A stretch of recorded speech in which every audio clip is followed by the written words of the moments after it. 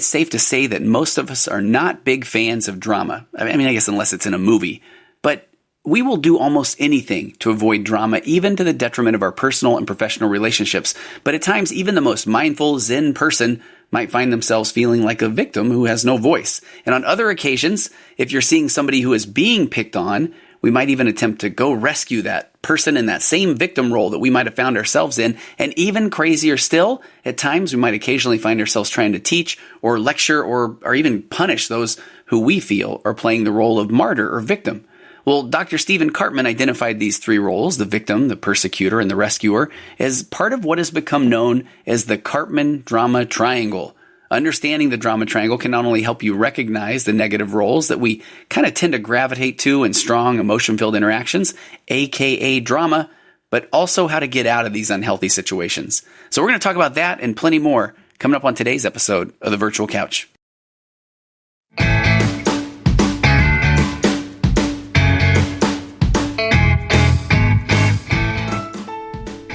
Hey, I promise I'm going to try to do this in less than a minute. As a therapist myself, I recommend that everybody give therapy a try. I believe we're all kind of hanging on to things that would be helpful to process, or things we might have thought we would achieve by now, or maybe our anxiety or depression is up based on all the events of the world. And if that is the case, you owe it to yourself to give therapy a try.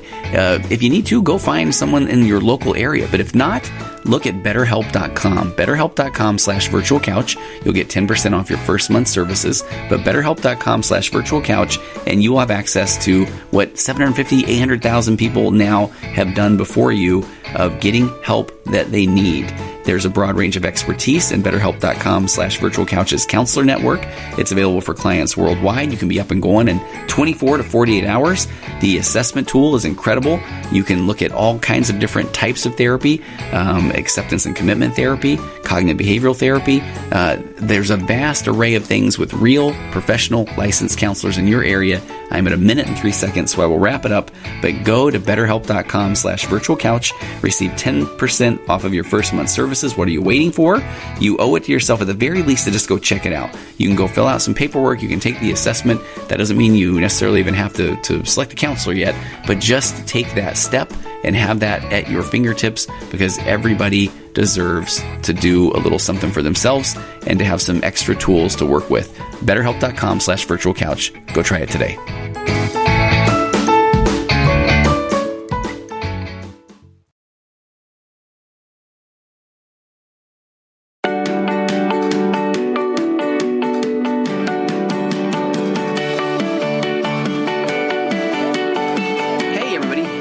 Episode 209 of The Virtual Couch. I am your host, Tony Overbay.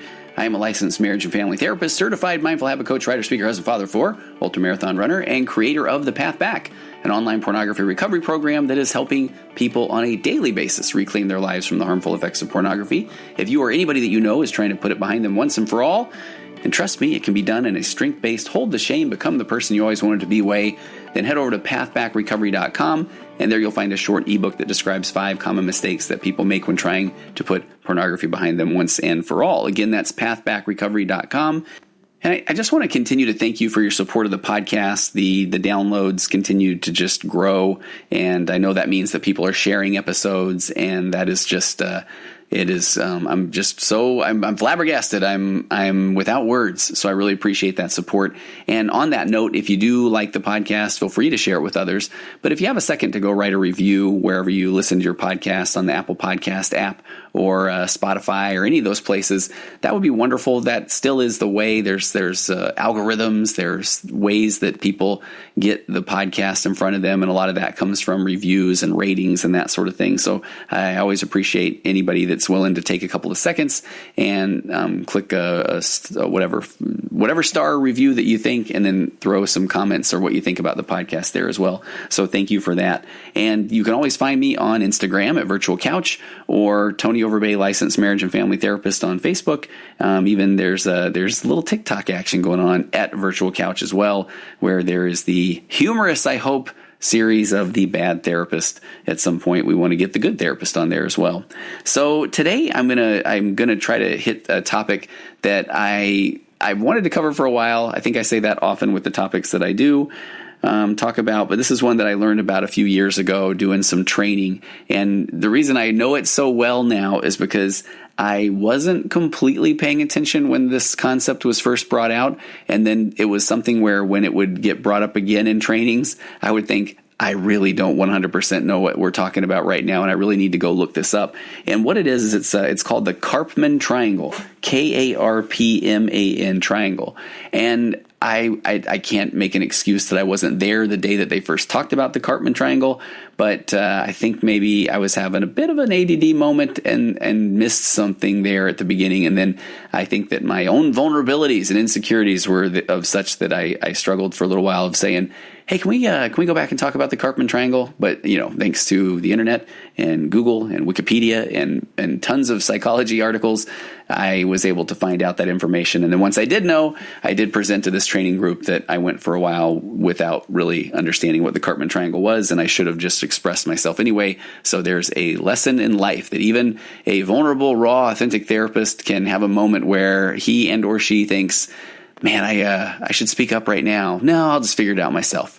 And I should have spoken up. But let me talk about the Karpman Triangle. And all praise and references and this sort of thing today go to a fellow MFT, marriage and family therapist named Linda Graham.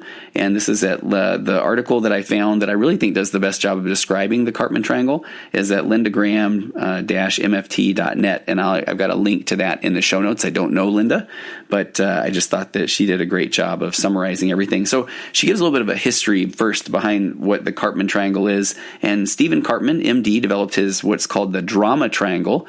And in the points of the triangle, you've got a victim, and you've got a rescuer, and you've got a persecutor. And he developed this almost 40 years ago. And as Linda Graham said, she finds it just as relevant and just as new to many people as it was 40 years ago. And I agree. And this is something that I don't use on a daily basis in my practice. But whenever I do think about this, or when it becomes evident in a session that someone is playing one of these roles, victim, rescuer, or persecutor, and as we'll see, we can even shift these roles depending on our relationship or depending on the situation. I find myself going back to this Karpman Triangle over and over again. So she says, even if you don't spend much time yourself playing any of these three roles, you're probably dealing with them on a daily basis with people who do. So this might be something that will hit home as, oh my gosh, I'm playing one of these roles, victim, persecutor, or rescuer, or I recognize that I am in a relationship with someone who is dramatically or drastically clinging to one of these roles. And I love how she says, knowing how to put on our big girl or big boy pants and just get out of the triangle is essential when dealing with people who want to pull us into this triangle. And using our own wise mind, she says, to recognize when we've regressed into one of these roles ourselves, and it's usually because of the usual culprit, she says, needing to play those roles early in our family of origin. It's a form of our conditioning. So a lot of times, if we've played one of these roles as a kid, if we've been the victim, or if we've been the rescuer, or if we've been the persecutor, then we will find ourselves slipping into those old familiar roles at times, even in our own relationships, when we know that it's not the best thing for us either. So she says that knowing this, knowing a lot about how we maybe fall into these roles, or knowing about these roles from our family of origin, or kind of our conditioning that we've brought to the table, it's essential to help us make wise, conscious choices in our intimate and social interactions with others now, in the here and now. So she I love that. Before we get into this, she says, may the reflections and exercises offered below save you much grief and help you enjoy healthy, game-free relationships. Why I chuckle is because that concept of game-free relationships, I can't tell you how many times I feel like what comes up in a session is that someone finds out that they not only have been failing a test or taking a test that their partner has been giving them, but they don't even find out about it until they've received their failing grade, until they've received their report card and it says you've got a big old F. And so that can feel a bit like gamesmanship. And I love when someone in my office will say, I know that I probably shouldn't be doing this, but I've decided that I was not going to hold my husband's hand until he held my hand, and I'll see how he likes that. And so here's a husband that is because of his own circumstances growing up, or his own insecurities, or who knows what the reasons are, maybe isn't much of a hand holder, and so now he's failing this test that his wife has given him. And it can be vice versa as well. Guys do that a lot with intimacy, I'm afraid, where, they're saying, okay, I'm not even going to ask for it. I'm not even going to try until she does. We'll see what that's like, and then I'll have this data and I'll present it to her at the end of the month and go, aha, you never initiated intimacy, and therefore, I have this data to show to you and I win. Or, I don't know what the result of that game is, but I think maybe we've known of people, or maybe we've even been a part of some of this gamesmanship. So Linda Graham's saying that learning a little bit about the Karpman Triangle may help you enjoy healthy game-free relationships. And I think that's one of the goals that we have here. So she said, let's start with reflections. The drama triangle is a dynamic model of social interaction and conflict developed by Dr. Karpman when he was a student of Eric Berne, that's a big name in psychology, because Eric Berne is the father of transactional analysis. And what is transactional analysis, you may be asking yourself?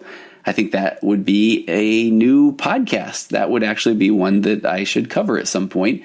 It was founded by Eric Berne. It was back from the late 50s. I want to say early 60s, but let's look, late 50s. And it is based on the theory that each person has 3 ego states. And remember my podcast last week talked about the ego, which is the I, me, myself. Our ego is it's kind of that where we're coming from, who we think we are, all of those wonderful things. But transactional analysis says that we each have these 3 ego states: parent, adult, and child.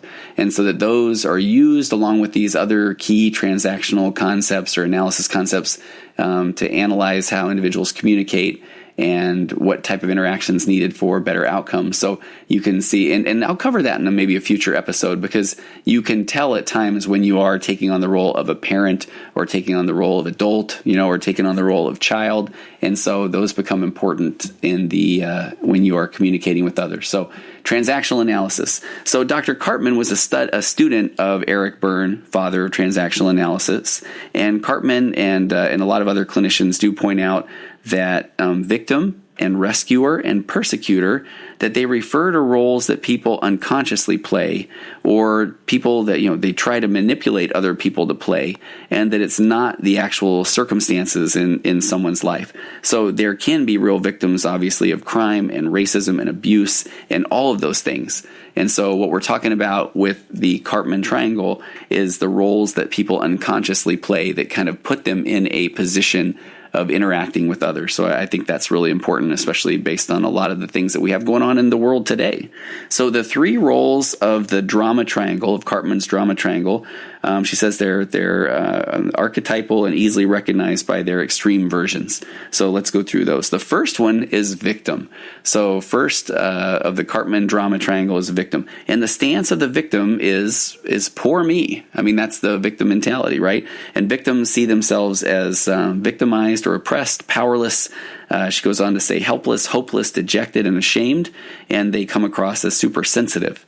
They want kid glove treatments from others. They can deny any responsibility for their negative circumstances and deny possession of the power to change those circumstances. And so what's pretty fascinating, and a lot of us have played all of these various roles. A lot of times when someone is playing the victim role, anything that anyone says, well, why don't you do this? Or you should do this? Or have you thought about this? None of that's going to work for the victim. So have you ever felt that way? And this is where I start just getting kind of deep on all of these things. We've got that psychological reactance built in. That's that instant negative reaction of being told what to do. And so when someone is feeling this victim state, it's hard for them to own their own behaviors. Number one, because this is a way that when someone's in victim mode, they truly do just want to be heard. They want to know that their opinion matters. But oftentimes, they also don't know how to get out of this victim mentality. And so by pushing back, by saying, you don't understand, you don't get me, that's not going to work, then there's a really deep concept here that's not necessarily something that's part of the Karpman Triangle.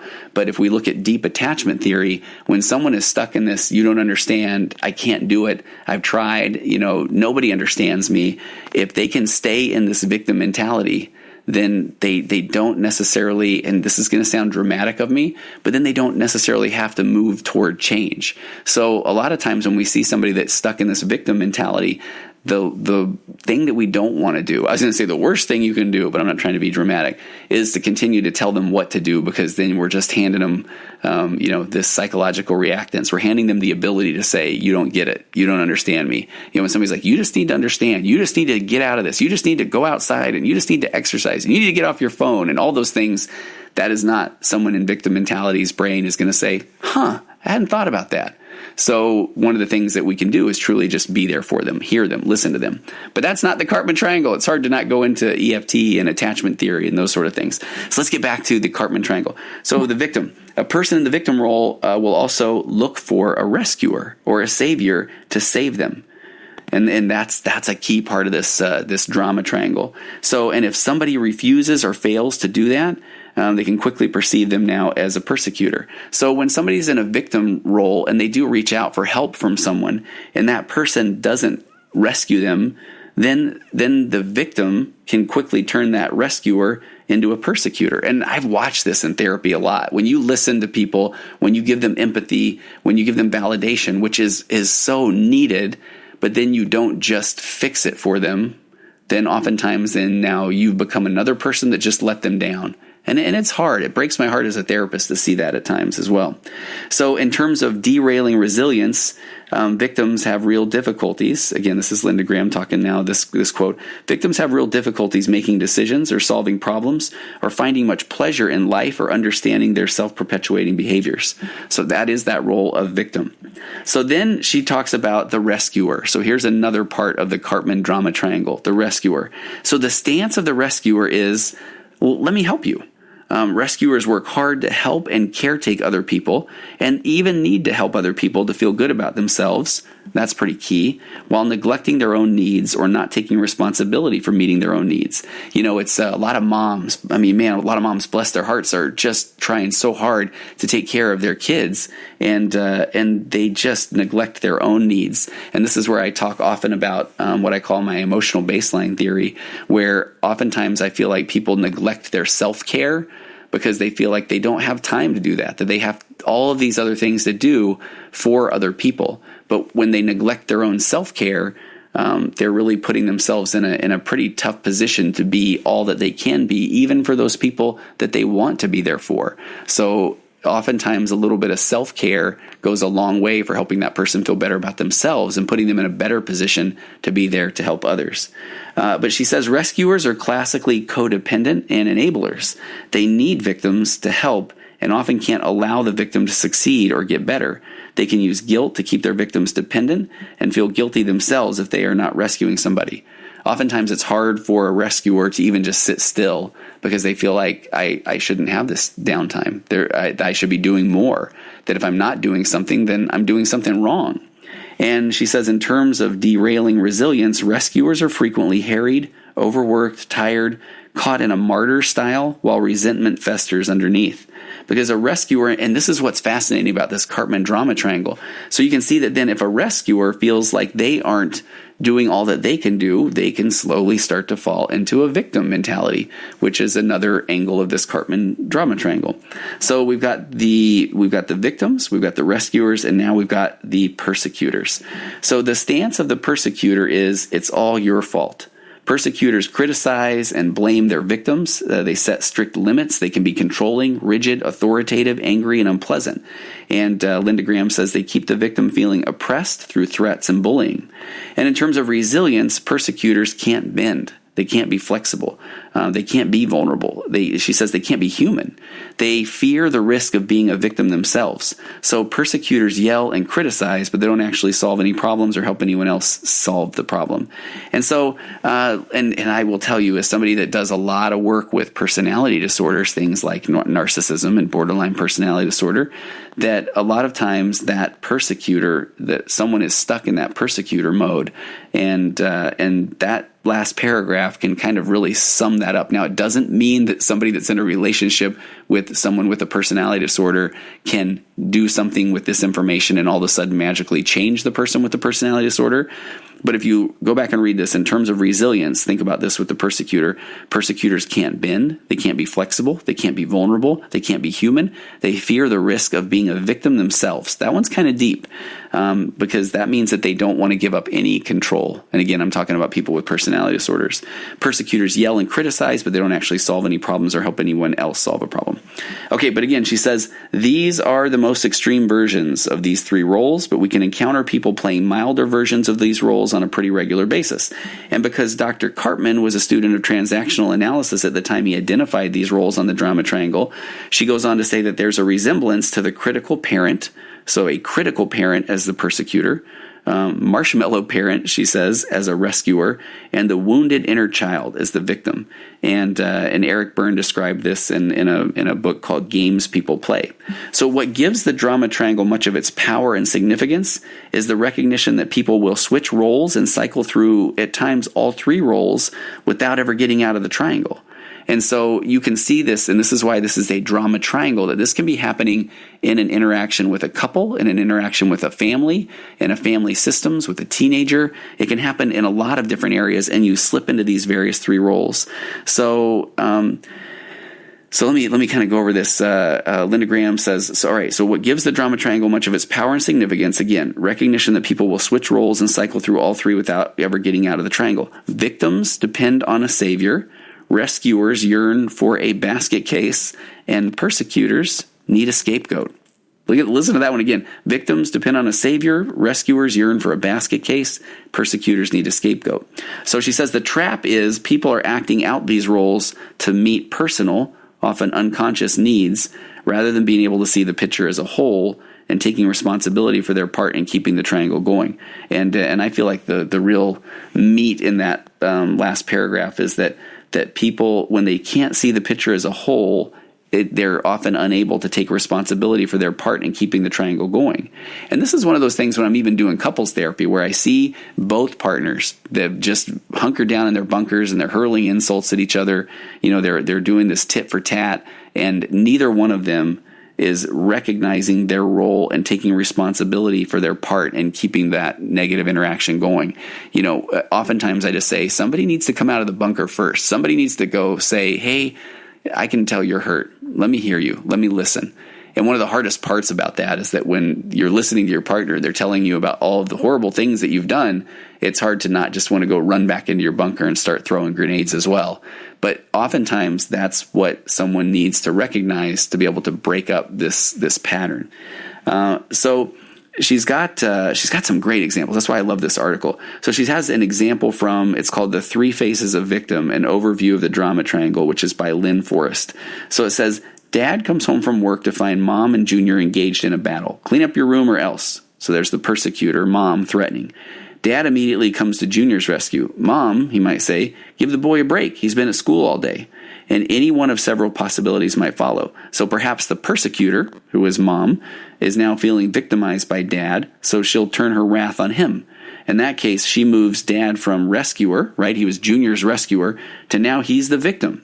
And then they might do a few quick trips around the triangle with Junior on the sidelines. Or maybe Junior joins Dad in a persecutory, let's gang up on Mom approach. Or then again, maybe Junior will turn on Dad, rescuing Mom with a, mind your own business, Dad, I don't need your help. And so it goes with endless variations, but nonetheless pinging from corner to corner on the triangle. So for many families, it becomes the only way that they know how to interact. So, and she says, what's needed is for anyone on the triangle to wake up to the roles that they are playing repeatedly. I love that. Wake up. Somebody has to just be aware and jump outside of this triangle and say, hang on a second, look at this pattern that we're doing. So she says they need to wake up to the roles they're playing repeatedly. One person shifting out of a role can catalyze the others to shift out of roles and behaviors. So what's especially helpful is for the victim to begin to, quote, grow up and take responsibility for their own empowerment and resourcing themselves to meet their own needs. And so she says that each role on the drama triangle has its own payoffs. Victims get to be taken care of. Rescuers get to feel good by caretaking, and persecutors get to remain feeling superior to both the victim and the rescuer. That's deep, right? So that's what's happening in here. If you're the victim, somebody is going to care about you. You are going to be rescued. If you're the rescuer, you get to rescue somebody. You get to save the victim. And if you're the persecutor, you get to remain feeling superior to both the victim and the rescuer. You guys don't get it. And so isn't it crazy to see how that we can all fall into these roles, and they can, in essence, meet these needs. Again, not the healthiest of needs, but meet these needs nonetheless. So she says, but the cost is to perpetuate a dysfunctional social dynamic and to miss out on the possibilities and responsibilities of healthy, resonant, resilient relationships. So she's got a section Linda Graham does on her website after this Karpman Triangle piece that says poetry and quotes to inspire. So let me read a couple of these. They're very, I don't know, kind of puts a picture into words, or words put a picture to words. It makes sense. That's what I was going to say. So she says, it's only when we become convinced that we can't take care of ourselves that we move into victim mode. And believing we are frail, powerless, or defective keeps us needing rescue. She says anxiety forces us to be always on the lookout for someone stronger or more capable to take care of us. And this relegates us to a lifetime of crippling dependency on our primary relationships. She says victims deny both their problem-solving abilities and their potential for self-generated power. This doesn't prevent them from feeling highly resentful toward those on whom they depend. As much as they insist on being taken care of by their primary rescuers, they nonetheless did not appreciate being reminded of their inadequacy. That one's, again, there's so much here. There's so much you could dig into. Again, so as much as they insist on being taken care of, they don't appreciate being reminded of their inadequacy. So you can see how people can just slip from victim to rescuer to persecutor, and even just within a conversation. And being aware of that is what's going to help you get outside of that. Another part on this article, she says, the rescuer is the classic codependent, enabling, overprotective, the one who wants to fix it. Taking care of others may be the rescuer's best game plan for being able to feel worthwhile. There's no better way to feel important than to be a savior. And I see that often, where you'll say, I'll have people in relationships where you step back and they'll even say, I'll say, hey, do you ever feel almost like in a savior complex, and sound very dramatic, but do you feel like you can rescue this person, you can save them, you can fix them? And it's a pretty deep moment when somebody might say, man, yeah, that's what I seek after. And I don't know if you've ever been this person or been in a relationship with the person that once they have fixed or rescued, then they kind of almost lose interest. And that's a big something to bring awareness. I would say red flag, but that sounds dramatic. But that is something that if that is happening, if that's you, if you are this person that constantly needs to be the rescuer or the savior, maybe it's time to look a little bit about what that's about for you, because that's going to be a never-ending quest, I guess, is a good way to put that. So she goes on to say rescuers, this is Lynn Forrest now from her book, rescuers often gain satisfaction by identifying with their caretaking role. They are generally proud of what helpers and fixers they are, and often they're socially acclaimed, even rewarded for what can be seen as selfless acts of caring. They believe in their goodness as chief caretakers, and they see themselves as heroes.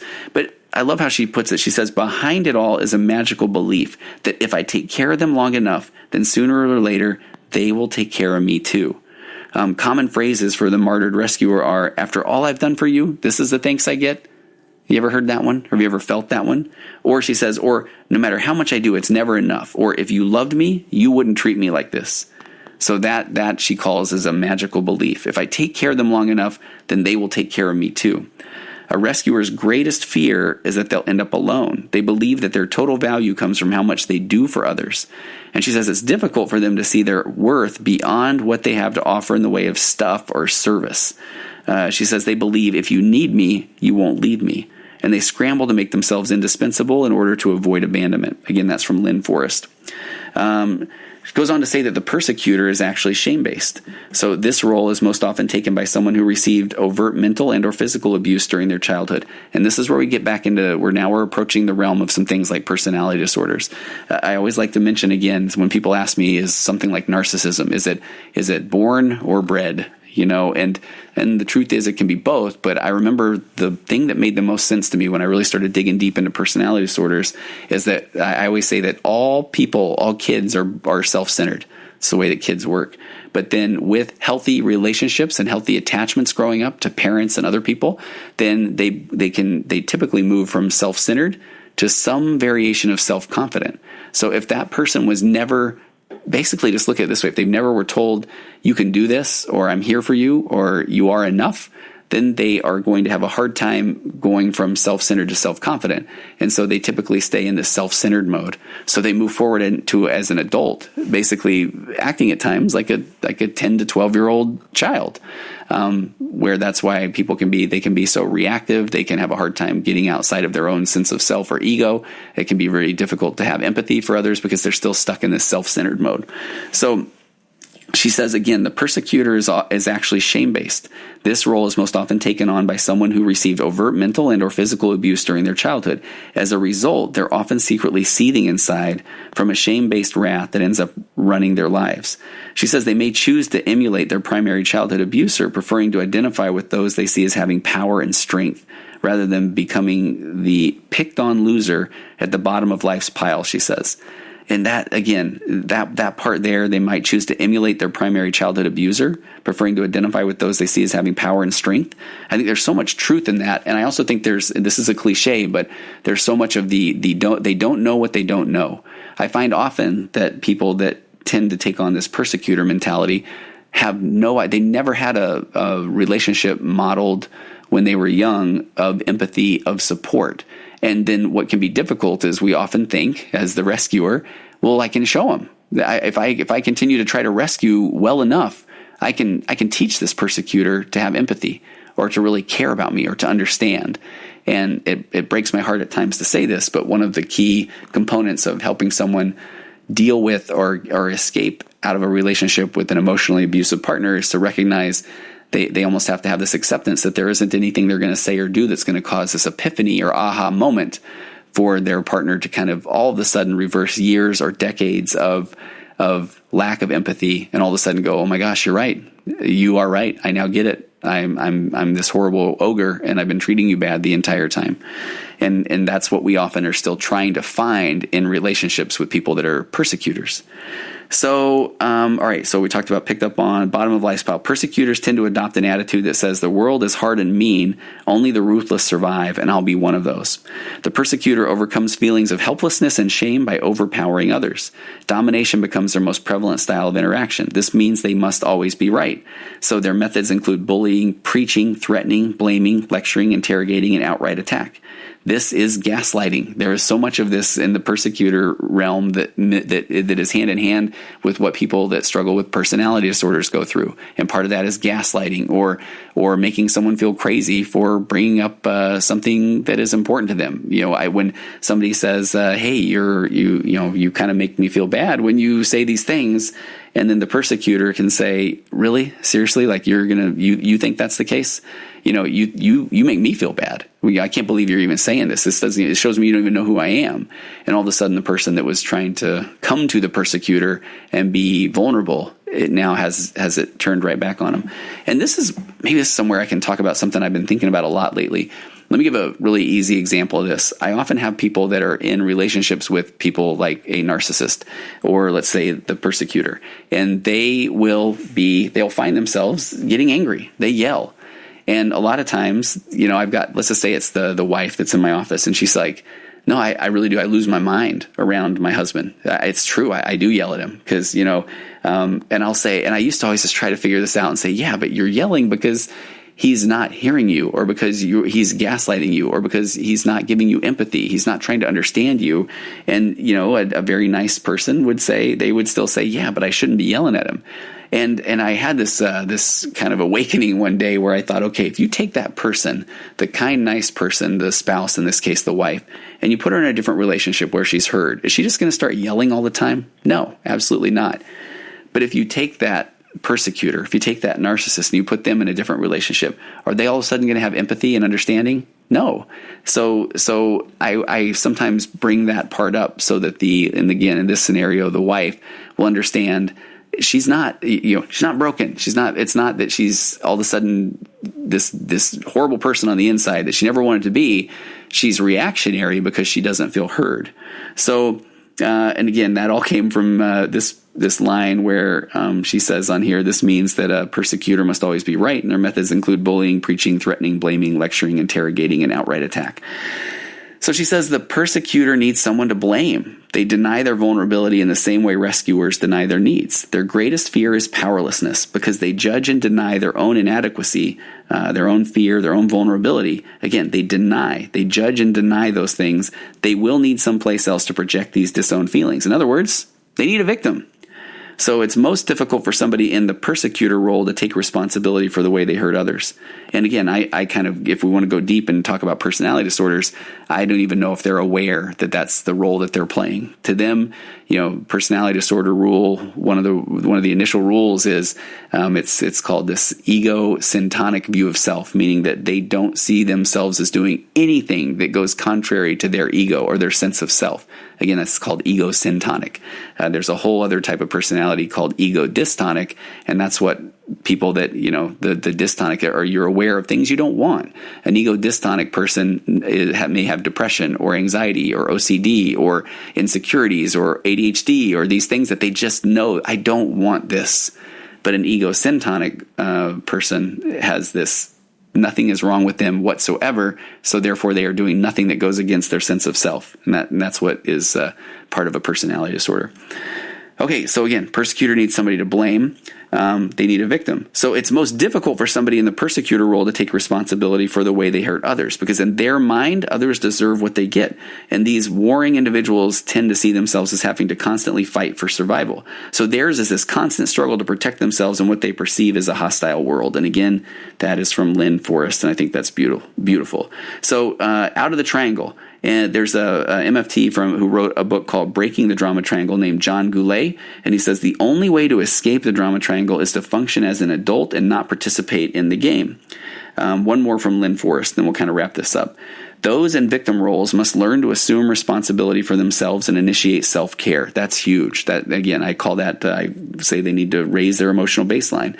Rather than look outside of themselves for a savior, they must challenge their ingrained belief that they can't take care of themselves if they are to escape the triangle. Instead of seeing themselves as powerless, they need to acknowledge their problem solving as well as their leadership capabilities, because this is me speaking, Tony. They are in there. They do have problem solving skills, and they do have leadership capabilities. It's funny at times when you build up rapport with somebody in a session and then you circle back around to something where they have been a leader or they have solved problems, and it's almost like you watch them go, oh, wait a minute, he just tricked me. It's like, well, yeah, but I still can't do this or this, or I still am very afraid of this or that sort of thing. So helping them understand that instead of seeing themselves as powerless, they do have these problem-solving skills or leadership capabilities. Lynn Forrest says there is no escape except to take total responsibility for their own feelings, thoughts, and actions. She says it's certainly possible to be helpful and supportive without being a rescuer. There's a distinct difference between being truly helpful and rescuing. Authentic helpers act without expectations for reciprocation. And how many times have I said this is deep? So my apologies, but that's deep. I talk about this often. I call it the manipulation filter. Are you reaching out or doing something for someone else because you just want to build up their inner wealth or their self-esteem or help them understand that they are okay? Or are you doing that because you want the thank you or you want them to recognize you or talk about you in a church talk or something like that? So again, they empower rather than disable those that they serve. What they do will be done to encourage self-responsibility rather than to promote dependency. So true supporters believe that the other can handle their own business. They believe that everybody has the right to make mistakes and learn through sometimes hard consequences. And they trust the other has what it takes to see themselves through times of difficulty without rescuers needing to save them. So she says that self-accountability is the only way off the grid for the persecutor. There has to be some kind of breakthrough to them to own their part. And unfortunately, because of their great reluctance to do so, it may have to come in the form of crisis. Again, that was from Lynn Forrest. So I'm going to include a picture on my website when I do bring this one up about Karpman's Drama Triangle. It's really impressive. I mean, there's the persecutor on one corner. The picture that I have here says the persecutor is the bully, blames others for all problems, criticizes, dominates, puts others down, angry, resentful, rule-oriented, has all rights while others have none. Ooh, that one's deep. And then the rescuer, aka the martyr, gains self-esteem by helping others, quote, helping others, tries to be considerate and selfless, feels the need to fix problems, often feels like a failure when another person complains. And then at the bottom of this picture of the triangle, the victim feels helpless, feels hopeless, trapped, ashamed, guilty, powerless, seeks others to solve problems and to give them validation, and refuses to make decisions or solve problems, or even sometimes to seek professional help, and they become very dependent on others. And so in the middle of the triangle, it says the situation can determine the position on the triangle and can even change positions in a toxic dance. And each person may end up switching positions as needed to get their needs met. So I hope that you gathered something deep here from the Karpman Drama Triangle. A lot of it is just recognizing if you are on this drama triangle, if you are a persecutor, and I'm going to be super honest, I think a lot of times if you're listening to this and you're asking yourself if you're a persecutor, you're most likely not a persecutor. It's that whole thing with rule number 1 of narcissism. If you're asking yourself, am I a narcissist? You're most likely not a narcissist, because a narcissist isn't going to ask themselves that. They're just going to keep on being awesome. Rescuer. If you are a rescuer, that's one I think is a little easier to identify and recognize that, bless your heart, at times that might be promoting some dependency. So how can you rescue without truly creating that codependence? And if you feel like you're the victim, and I think a lot of people that might hear this will resonate a little bit with the victim mentality. I've had some really incredible sessions with some very powerful people who have all of a sudden recognized, man, I keep going back into victim mode, don't I? And that's pretty powerful for somebody to recognize that. So check out Karpman's Drama Triangle and where you fit on that. And then you also may recognize where other people in your relationships and in your life, where they fit. And this might help you recognize the way to interact with them and to make sure that you don't find yourself shifting positions on the drama triangle just to try to be heard. All right. Hey, I appreciate you taking the time as always. Taking us out today, as per usual, is the wonderful, the talented Aurora Florence and her song, It's Wonderful. All right. Have a great week. I'll see you next time on the Virtual Couch. Compressed emotions flying past our heads and out the other end. The pressures of the daily grind. It's wonderful. Elastic waste and rubber ghost. I'm floating past the midnight hour. They push aside the things that matter most. It's wonderful. I have to wonder which ghost is mine. He eats my ponder and somehow takes up all my time. The screen my pride, they tickle all my fancies until I vomit. It drowns all deep in our dreams.